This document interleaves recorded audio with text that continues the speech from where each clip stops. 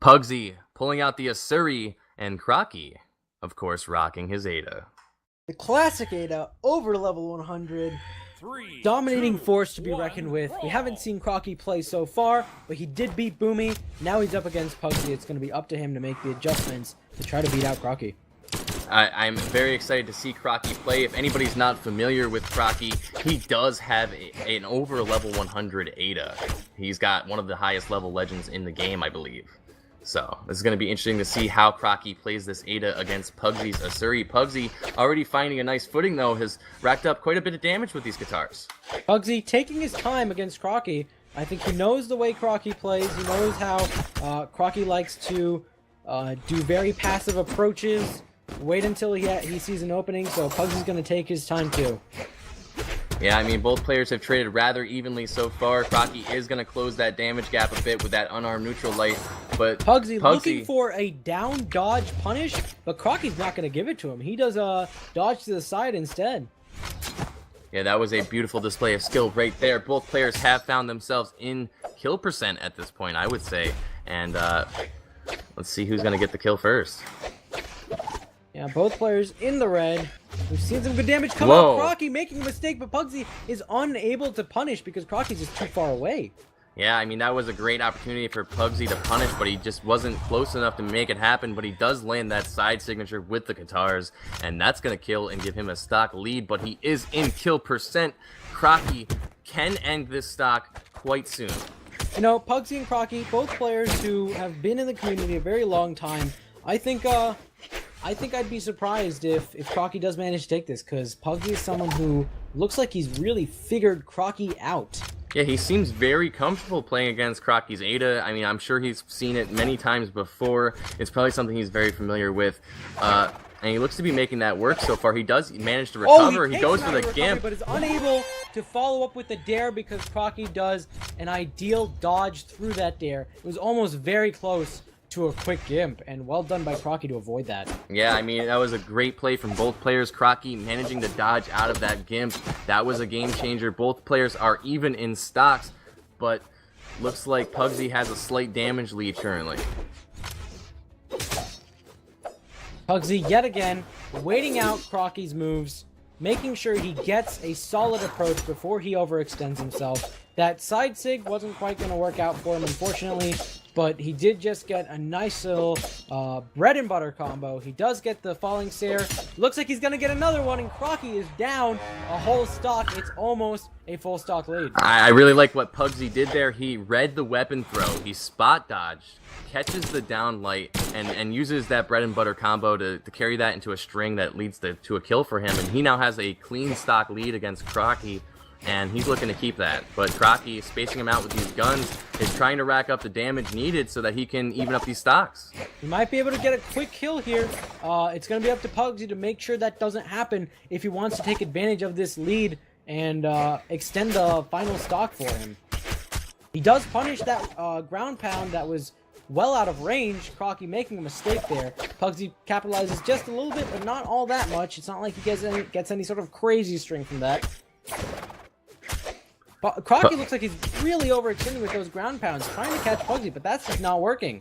Yeah, I feel like Crockie's fishing for this kill too hard, and it's so much just that he's already brought him down to red, and that Sear is gonna do it. Well done by Pugsyxd, really taking advantage of that lead he had, and not allowing Crockie to get the fish that he was trying to catch. That was an absolutely devastating game one. What a great display of just skill and hard reads coming out from Pugsyxd. He's very familiar with Crockie's playstyle, and now Crockie is going to even make a legend switch to try and counter that. Brynn. He does have a level 34 Brynn. He probably is, I imagine he's very familiar with Brynn. I really haven't seen Crockie play Brynn too much, but we're going to have to see if this works for him. We are going into game 2 on Mammoth Fortress. Well, we've seen Pugsyxd's own Brynn. We've seen how dominant that is. Right now, we're going to see how well Crockie can adjust to that. He has that spear that he loves. You know, Ada's guns is not something we saw very much of. So, that's the way it's going to be in terms of weapons. But, you know, Crockie doesn't have the dex advantage that Ada holds. And so, it's going to be interesting to see what he can do with Axe to make up for that. And right now, he's getting into hits. I'm not sure if this is going to continue or if Pugsy's going to make some adjustments to try to get around the axe play that's going on. Yeah, I mean, Crockie, he doesn't have a huge lead, but he is doing quite well with this axe so far. This is a very crucial game for Crockie here because this is his tournament match. If he loses this, he's out of the tournament, so he really needs to make a comeback here, and Pugsy is finding a nice opening to string up some nice guitar damage right there, but Crockie's going to stop that with a weapon throw and attempts to break that aggression. Adjustments, Pugsy really made him. We spent the first good, 30 seconds of that match having Pugsy sort of go around Crockie. Crockie got in a few hits. Pugsy didn't react much. And then in those next 30 seconds, Pugsy went, hey, I think I figured you out. And he just went ham on the guitars, brought him all the way down to red. All he needs is a couple good hits now, and he's good to go. And that recovery is going to do it. That was a nice combo coming out from Pugsy. Lands the nair, follows up with a recovery. Beautiful, beautiful display of skill. He now has a stock lead over Crockie, and he's only in the orange, so he's got the opportunity to string up some nice combos and do a ton of damage. Going on right there was really dominant. Crockie unable to get what he wanted. Pugsy overextending. He doesn't have a recovery. Pugsy, did you forget?